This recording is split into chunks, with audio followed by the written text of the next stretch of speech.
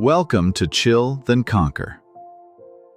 This is for the one who thought silence would speak loudly enough. For the one who waited, aching and proud. For the one who hoped the emptiness would echo louder than words, but it didn't. And now you must learn the truth, not just about them, but about yourself. In the cold chambers of your solitude, you thought, surely they will notice. Surely the absence, the void, the stillness will haunt them. You believed your withdrawal would carry the weight of thunder, but instead it was absorbed into the quiet machinery of their moving life. They laughed in photos, posted stories, and walked through their days as if you were a dream forgotten upon waking. And you? You sat there, still, watching, waiting, as if the silence itself would bloom into regret in their heart. But the Stoics knew better. Seneca wrote, "He who suffers before it is necessary, suffers more than is necessary." You are not suffering because they left.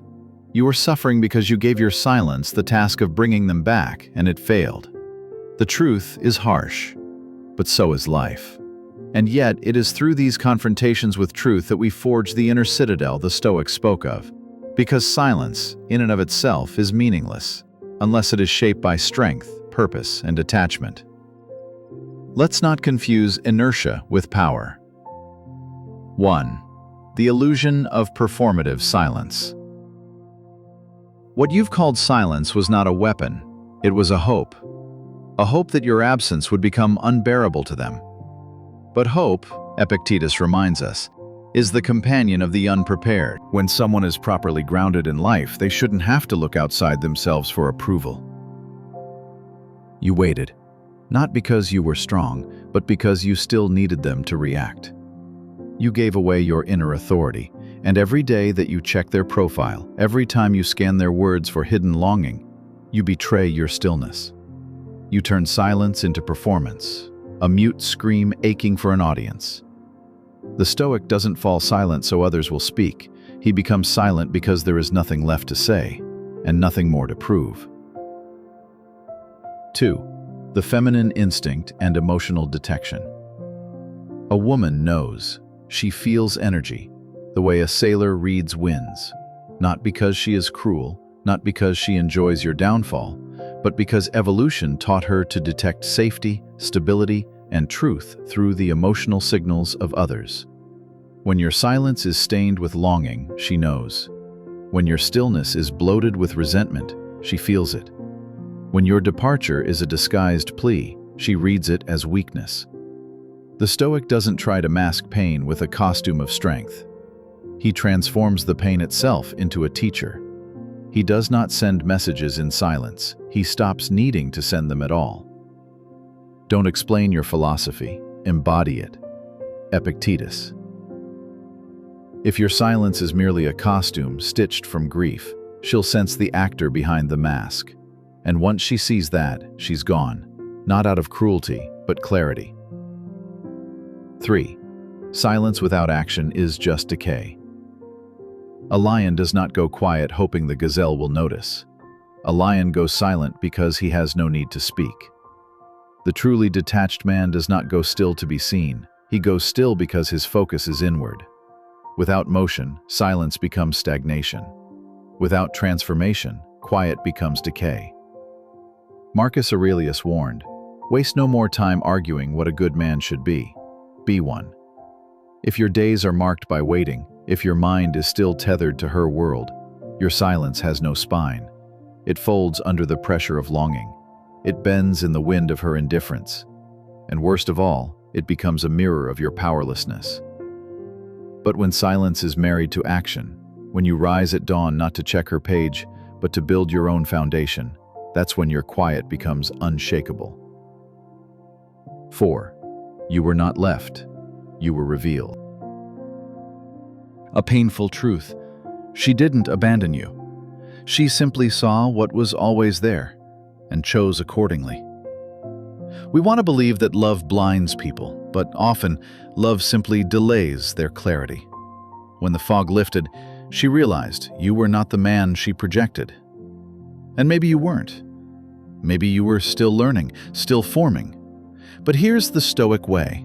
Learn, form, evolve, not for her return, but for your sovereignty. Zeno, the founder of Stoicism, suffered a shipwreck that destroyed everything he owned. He later said, "I made a prosperous voyage when I suffered shipwreck." Your silence is not your prison, it is your shipwreck. And this is your voyage. 5. The true meaning of the silent stare. When she looks back, months or years from now, let her see no bitterness, no cries in the dark, no trail of passive pleas. Let her see only one thing, that you disappeared from her life and flourished. Let her wonder not what you felt, but who you became. That is the silent stare. That is the look that does not beg, does not chase, does not accuse. It simply is. It exists with the cold poise of marble, with the calm of the Stoic sage. And if she ever thinks of you again, let it not be with guilt or regret, but with respect. Because the man who walked away in silence and never looked back, that man is unforgettable. 6. Let your life be the explanation. You owe her no speech, no explanation, no final message. You owe yourself evolution. Be tolerant with others and strict with yourself. Marcus Aurelius. Do not wait for silence to be noticed. Build a life that is too radiant to ignore. Let your actions become thunder. Let your daily work be the echo. Let your focus, your growth, your mastery speak the words you no longer need. The absence she once ignored becomes unbearable not when it is loud, but when it is full of movement, dignity, progress. Then, and only then, does your silence gain weight. And then, the life that flows from that silence begins. Become unrecognizable, the mission that silence cannot complete. If you've followed this far, you already understand. This is not about her. It never was. This is about you. The man you were, the man you are, and the man you must become. So let us go deeper. The real mission is not to hurt. It is to transform. You thought your absence would be punishment. You believed the ache of your silence would echo through her ribs like a storm, that she would feel it like a phantom limb, like breath pulled from her lungs. But the Stoics would remind you, vengeance is for the weak. The strong man doesn't vanish to wound. He vanishes to transform. You are not here to cause pain. You are here to become undeniable. It is not death that a man should fear, but he should fear never beginning to live. Marcus Aurelius. So begin. Let her vanish from your world like a ghost. Let the past dissolve like morning mist. Your task now is not to be noticed. It is to be reborn. The quieter you become, the louder you are. You do not need to announce your transformation. You do not need to scream progress from rooftops. Let your silence stretch across time, not as waiting, but as working, not as aching, but as alchemy. Let the world guess where you've gone. Let her wonder what became of the man she once knew. Let the mystery become a roar. The Stoics taught us that the most powerful movements are internal. The shift in mindset, the withdrawal of emotional dependency, the quiet refusal to chase. You stop checking, you stop hoping, you stop performing, and you begin building. That is how your silence becomes a storm. You don't win her back by disappearing. You become you by becoming unrecognizable. You thought the path was to vanish until she misses you. But no, vanishing is not enough. Weak men vanish. Broken men disappear. What terrifies the world is a man who returns unrecognizable. She left a man who was waiting, needing, aching. But what if she sees a man now, with new eyes, new posture, new fire, a man who smiles without agenda, walks with weight, speaks only when it matters?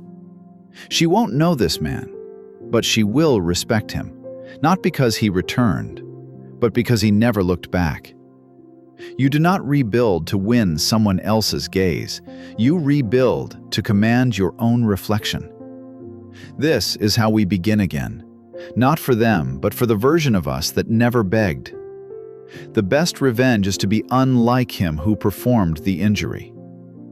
Marcus Aurelius. She chose to walk. That is her right. But it is your duty to rise, not out of spite, but out of sacred responsibility to your own destiny. This is your signal. Stop hoping. Start becoming. If you've been waiting for a sign, this is it. Let the fog of memory clear. Let the ache settle. Let her name become quiet in your mind, not bitter, not romanticized, just irrelevant. Because your mission is no longer about being seen. It is about being forged. No more checking who liked her story. No more decoding her captions. No more watching her world spin while yours crumbles. Let her spin. Let her laugh. Let her go. Your time now belongs to your own becoming. This is your wake-up call. This is the end of waiting. This is the rise of discipline. Make her regret the way only legends do, without needing her to regret at all. You want her to regret? Then live in such a way that her memory cannot follow you. You want her to wonder? Then vanish into so much growth that she cannot even recognize your shadow. You want her to feel your absence? Then never need to be felt again. The Stoics believed in one kind of revenge: excellence. The kind of transformation so total that the past is embarrassed to have known you. You were not born to beg. You were not designed to chase. You were carved by pain to stand in storms. So do it. Throw me to the wolves and I will return leading the pack. Seneca, paraphrased wisdom. This is a movement, not just for you, but for all of us. We are not here to mourn women who walked. We are here to resurrect men who fell. This is not about her. This is about the men stuck in the same silent grave you were in. Men scrolling through pain. Men whispering through silence, waiting for a ghost to return. We need you to be the proof. When you transform, you don't just save yourself. You become a lighthouse, a map, a standard. Let your change humble those who doubted. Let your silence scream in results. Let your solitude turn into a kingdom. This is a movement. Here's what to do next. If this hit you in the chest, if this reached into the places you hide behind memes and late-night scrolling, then do more than feel it. Subscribe, comment, share it with a man who needs it most. Because we are not here for numbers. We are here for awakening. Every like, every comment, every share puts this message into the hands of another man lost in a moment of doubt. Another man chasing when he should be building. So if you're serious, if you've reached your breaking point, then join us. Welcome to the movement. Welcome to stillness. Welcome to fire. This is Chill, then Conquer. And we're just getting started. Stay with us, because in the next part, we'll explore how to forge that silent resolve into a daily discipline, how to train your mind to never return to the weakness of performative silence again, where silence becomes not a moment, but a lifelong discipline. Let us begin. You've felt the shift, the moment you stopped using silence as a performance and began using it as a weapon, a boundary, a mirror.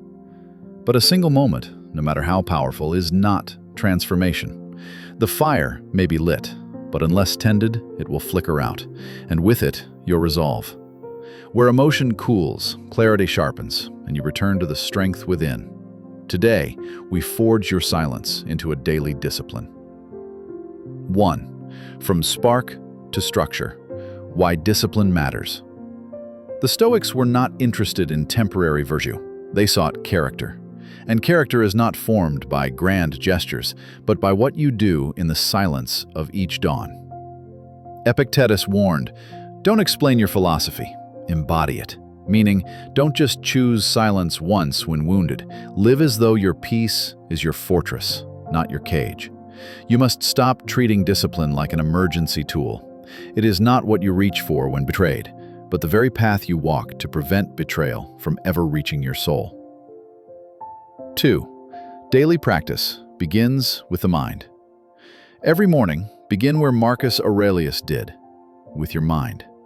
He wrote, "When you arise in the morning, think of what a precious privilege it is to be alive, to breathe, to think, to enjoy, to love." But he didn't write that as a soft comfort. He meant it as preparation, to remind himself of what is real and what is just noise. In the stillness of morning, ask yourself, what do I control today? Where can I act with virtue? What distractions must I deny? And above all, what will I not react to? This is how the forge is lit, not with passion, but with restraint.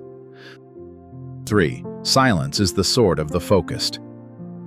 Seneca said, "No man was ever wise by chance." Wisdom for the Stoic is forged, and the sound of that forging is silence. Not passivity, but purposeful, self-contained quiet. Don't tell them what you're becoming. Don't post, don't overshare, don't rant. That's the old you, the one hoping for validation, hoping to be seen. The new you acts, transforms, and moves in silence. Let the outcome speak. Build in quiet, heal in quiet, return in quiet. If they ever wonder where you went, let your results answer for you. 4. Building the ritual of the inner citadel. Your day is your battlefield. You must build your citadel brick by brick, hour by hour. Here's how. Morning silence. No phone, no opinions, just breath, thoughts, direction. Midday reflection. Where has emotion attempted to control you? Where did you hold? Where did you yield? Evening audit. Did your silence serve strength or ego? Did you grow or perform? And within it all, restraint. The courage to not correct every lie. The strength to not defend every truth. The grace to stay still when they expect you to react. This is how a man returns to himself. Not with noise, but with the rhythm of unshakable silence. 5. The body must follow. The mind can lead, but the body must be in alignment. Get up, train, walk, breathe, move. Not for appearance, but for clarity. Your discipline cannot be only mental. As the Stoics knew, virtue must be lived in the body. Build habits that support the calm you seek. Discipline is not about pain, it's about placement. Your strength must have a vessel. A weak body breaks the silence, a strong body holds it. 6. Protect the perimeter. The world will tempt you, through voices, through distractions, through subtle jabs meant to provoke. Do not engage, do not explain, do not perform. Socrates faced the ultimate accusation. He said nothing unnecessary. He stood, he listened, he responded not with rage, but with poise, with truth. That is your model. The moment you defend your transformation is the moment you doubt it. Your perimeter is your mindset. Guard it like a soldier, honor it like a king. 7. When they return, say nothing. They will come back. Maybe not in words, but in energy, in curiosity, in passive tests, in subtle provocations meant to see if the silence was real or just a tactic. Let them find no performance. Let them find a man no longer explaining his pain, a man who no longer needs closure, because he closed the loop within himself. If you speak, let it be rare, let it be precise, let it be sovereign. 8. The man who no longer waits. The one who suffers is not the one who was abandoned, it's the one who waits to be seen again. The one who hopes their absence will hurt more than their presence did. But the Stoic does not wait, he becomes. He does not transform to prove, he transforms to live. His daily discipline is not for her, not for the world, but because his inner world demands structure, order, stillness. He does not need her to notice. He needs only to be unrecognizable to the version of himself who once begged for crumbs. 9. The true reward of silent discipline. It is not fame, not revenge, not her return. The reward is freedom.